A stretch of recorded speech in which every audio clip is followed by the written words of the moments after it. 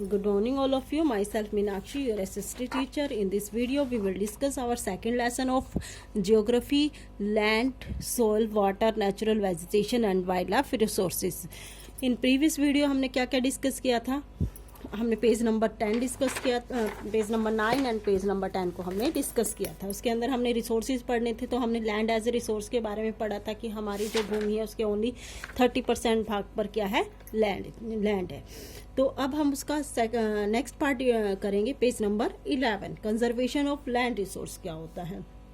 Growing population and their ever-using demand has led a large-scale destruction of forest cover and arable land has created a fear of losing this natural resource. बढ़ती हुई जनसंख्या, यानी जनसंख्या बढ़ रही है, तो अगर जनसंख्या बढ़ेगी तो क्या होगा, हमें भी क्या होगा, लैंड यूज़ की ज़्यादा ज़रूरत पड़ेगी. बढ़ती हुई जनसंख्या तथा इसकी बढ़ती हुई डिमांड के कारण क्या हो रहा है, भूमि और कृषि योग्य भूमि का बड़े पैमाने पर विनाश हो रहा है. यानी हमें क्या है, बहुत ज़्यादा मात्रा में लैंड का यूज़ करना पड़ रहा है. पिछले वीडियो में हमने शायद इसके बारे में डिस्कस नहीं किया था कि कैसे टाइम के अनुसार क्या हो रहा है, क्या क्या चेंज हो रहा है. जैसे फर्स्ट वीडियो में देखो, सिर्फ हमें क्या दिखाई दे रहे हैं, खेत दिखाई दे रहे हैं, थोड़े से घर दिखाई दे रहे हैं. लेकिन सेकंड वीडियो में क्या है, टेक्नोलॉजी विकसित हो गई और इसमें हमें ज़्यादा चीज़ें दिखाई दे रही है. हाउस बन गए हैं, टेक्नोलॉजी आ गई है, अलग अलग टाइप से क्या हो रहा है, लैंड यूज़ और बढ़ गया. आगे क्या हो जाता है, फिर आगे और टेक्नोलॉजी आ गई, तो हमने क्या किया, लैंड जहाँ पर हमारी लैंड थी, खेती करने के योग्य भूमि थी, उसको हमने थोड़ा थोड़ा कट करके वहाँ पर हमने क्या बनाने शुरू कर दिए, हाउस बनाने शुरू कर दिए. नेक्स्ट क्या हो गया, फिर और चेंज आया टाइम के अकॉर्डिंग, बड़ी बड़ी बिल्डिंगें बन गई, लाइटें लग गई. तो क्या होगा, लैंड तो वही रही, लैंड तो हमारे पास उतनी है, लेकिन क्या होगा, देखो भूमि के अंदर कैसे कैसे चेंज आ रहे हैं. तो ऐसे ही इसने इसी लाइन में यही बोला कि growing population and their ever growing demand, कि जैसे जैसे जनसंख्या बढ़ती जा रही है, इसकी मांगों के बढ़ने के कारण हमारी जो भूमि और कृषि योग्य भूमि का बड़े पैमाने पर विनाश हो रहा है. देयरफॉर इसके लिए हमें क्या करना चाहिए, the present rate of the degradation of the land must be check. सबसे पहले हमें क्या करना चाहिए इसके लिए, इससे क्या हो गया, इस प्राकृतिक संसाधन के समाप्त होने का डर हो गया. अब हम डर हो गया है, कैसे हो गया है डर, कि हमें क्या करना पड़ेगा, इसके लिए हम कैसे करें, भूमि को कैसे बढ़ाएं, इसके बारे में पढ़ेंगे. Afforestation and land reclamation, regulating use of chemical, pesticide and fertilize and check on overgrazing are some of the common method used by conserve land resource. इसीलिए हमें उस विनाश को क्या करना पड़ेगा, रोकना पड़ेगा. कैसे रोका जाएगा, वन रोपण, भूमि उदार, रासायनिक कीटनाशकों और उर्वरकों के विनियमित उपयोग तथा अतिचारण पर रोक आदि के से कर हम क्या कर सकते हैं, भूमि संरक्षण को कर सकते हैं, भूमि को संरक्षित कर सकते हैं. अब इसके अंदर हम एक कुछ चीज के बारे में डिस्कस करेंगे. सबसे पहले हमें क्या बताया है, अफॉरेस्टेशन. अफॉरेस्टेशन यानी कि वन रोपण. वन रोपण क्या होता है कि वन रोपण, अफॉरेस्टेशन होता है कि हम ज़्यादा से ज़्यादा मात्रा में पेड़ लगाएं. अब आप ये सोच रहे हो कि ज़्यादा से ज़्यादा मात्रा में पेड़ लगाने से क्या होगा, भूमि कैसे बचेगी. ज़्यादा से ज़्यादा मात्रा में पेड़ लगाने से ज़मीन कैसे बचेगी, जब हम पेड़ लगाएंगे तो पेड़ की जो ज़मीन है, पेड़ के नीचे जो ज़मीन है, यानी जो या पेड़ की जो रूट्स है, वो क्या करेंगी, ज़मीन को होल्ड करके रखेंगी. तो इससे क्या होगा, जो ये सोइल इरोजन वगैरह होता है तो वो बहुत कम हो जाएगा. जमीन की पेड़ की जड़ें जमीन को होल्ड करके रखेंगी. पेड़ की जड़ें जमीन को होल्ड करके रखेंगी तो क्या होगा, इसके कारण क्या होगा, विंड के कारण, वाटर के कारण जो सोइल इरोजन होता है, यानी पानी के कारण जो सोइल इरोजन होता है, या भूमि हवा चलने के कारण जो सोइल इरोजन होता है, वो नहीं होगा. सोइल इरोजन से तो क्या होता है, क्योंकि सोइल इरोजन से तो भूमि खराब होने लगती है, क्योंकि उसके जो पार्टिकल्स होते हैं वो उड़कर एक स्थान से दूसरे स्थान पर चले जाते हैं. अगर ज़्यादा से ज़्यादा पेड़ हम लगाएंगे तो सोइल इरोजन नहीं होगा. और पेड़ लगाने का फ़ायदा ये होगा कि ज़मीन में क्या होगा, हमारा वाटर लेवल भी बढ़ेगा. क्यों, कि ज़मीन के अंदर क्या होगा, जब वर्षा का पानी ज़मीन के अंदर जाएगा, जो जड़ें होती हैं वो पानी को भी क्या है, नीचे होल्ड कर रखेंगे. यानी कि अगर हम क्या कर लेते हैं, ज़्यादा से ज़्यादा मात्रा में पेड़ लगाएंगे तो हमारी एक पेड़ लगाने से हमारी एक की जगह क्या होगी, दो समस्याएं हो जाएंगी. तो वाटर लेवल बढ़ जाएगा और सोइल इरोजन वाली समस्या भी समाप्त हो जाएगी. फिर हम पढ़ते हैं कि लैंड रिक्लेमेशन क्या होता है. लैंड रिक्लेमेशन का मतलब क्या होता है, भूमि उदार. भूमि उदार क्या होता है, इसका मतलब है कि खराब जो हमारी भूमि है उसको ठीक करना। खराब भूमि को कैसे ठीक किया जाए, मतलब जमीन को बनाया जाए कि कैसे बनाएंगे। जमीन तो जितनी है उतनी रहेगी, हम जमीन को थोड़ा ना बना सकते हैं, लेकिन हम क्या कर सकते हैं। भूमि उद्धार का मतलब होता है कि जो हमारा वाटर लेवल होता है, जहाँ पर भूमि में पानी है, तो उस पानी को हम क्या करें, पीछे धकेल दें। क्या होता है, पानी को पीछे की ओर धकेलना। जैसे मुंबई है, मुंबई में भूमि है, वहाँ पे मान लो वाटर वगैरह ज़्यादा है, मान लो वहाँ पे ओशंस ये सागर वगैरह ज़्यादा है, तो वहाँ पर क्या हो, हम जब उस पानी को अपनी टेक्नोलॉजी का यूज़ करके क्या करें, पीछे धकेल दें और नई ज़मीन बनाना शुरू करें। उसे क्या कहते हैं, हम भूमि उधार या लैंड रिकलमेशन कहते हैं। नेक्स्ट है regulating use of chemical pesticide and fertilised.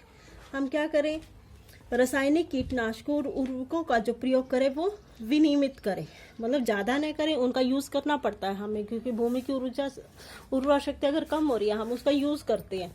अगर हम जितनी ज़्यादा मात्रा में केमिकल पेस्टिसाइड इन चीज़ों का अगर हम यूज़ कर रहे हैं, तो उससे क्या होगा, भूमि की उर्वरा शक्ति क्या हो जाएगी, कम हो गई।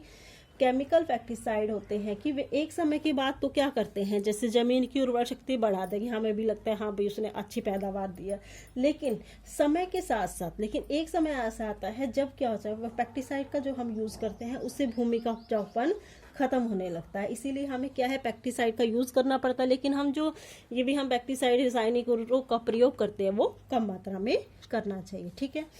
चेक ऑन ओवरग्रेजिंग क्या होता है, चारागाह या अतिचारण जिसको हम बोलते हैं। ओवरग्रेजिंग का मतलब क्या होता है, अतिचारण क्या होता है, अब जैसे हम क्या करते हैं, जो हमारे पशु होते हैं हम उनको भूमि पर खुला छोड़ देते हैं ताकि वो क्या करें, वहाँ पर अपने घास वगैरह को चरने के लिए उनको हम खुला छोड़ देते हैं। लेकिन हम क्या करें, लेकिन हमें ऐसा नहीं करना चाहिए। क्यों नहीं करना चाहिए, क्योंकि जितनी ज़्यादा भूमि पर हम उनको खुला छोड़ेंगे वो उतनी ज़्यादा हमारी उसको घास वगैरह को नष्ट करेंगे। घास वगैरह तो नष्ट करेंगे क्योंकि वो तो खाएंगे, लेकिन उनको ये तो नहीं पता ना किस टाइप से घास को खाना है। वो क्या करेंगे, उनको जड़ के समेत उखाड़ कर खाएंगे, जिससे भूमि की क्या होगी, उर्वरा शक्ति कम हो जाएगी।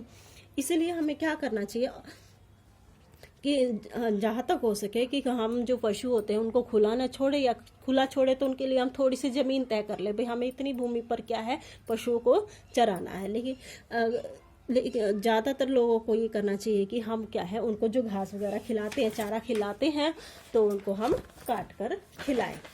ओके स्टूडेंट्स, तो ये हमने 4 मेथड पढ़े जिससे क्या हो सकता है, हम कंजर्वेशन ऑफ लैंड रिसोर्स कर सकते हैं। कौन कौन से पढ़े, अफॉरेस्टेशन पढ़ा, लैंड रिक्लेमेशन पढ़ा, regulating use of chemical pesticide पढ़ा, फर्टिलाइज पढ़ा, and check on the overgrazing के बारे में हमने पढ़ा। ठीक है।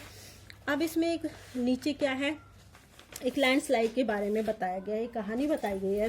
लैंडस्लाइड क्या होता है, भूसंखलन क्या होता है, landslide are simply defined as a mass of movement of rocks debris on the earth down slope.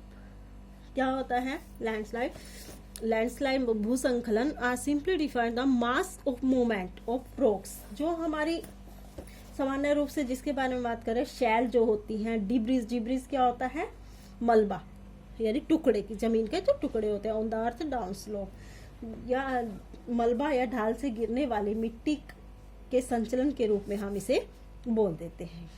ठीक है। लैंडस्लाइड्स के कारण क्या होता है, they often take place in conjunction with earthquake, मतलब जब लैंडस्लाइड होता है, हमने जो 7th क्लास में हमने एक चैप्टर पढ़ा था, उसके अंदर हमने पढ़ा था ना कि अर्थक्वेक क्या होता है, अर्थक्वेक कैसे आता है, सारा कुछ पढ़ा था, और वोल्केनो के बारे में हमने पढ़ा था 7th क्लास में। तो इसके बारे में ही इसमें है कि जब लैंडस्लाइड होता है तो उसके कारण क्या क्या होता है, लैंडस्लाइड के कारण क्या होता है, भूकंप आते हैं, फ्लड आती हैं, वोल्केनोज आते हैं।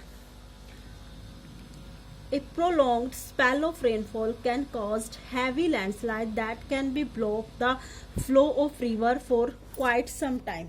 ये कहता है कि कई बार क्या होता है,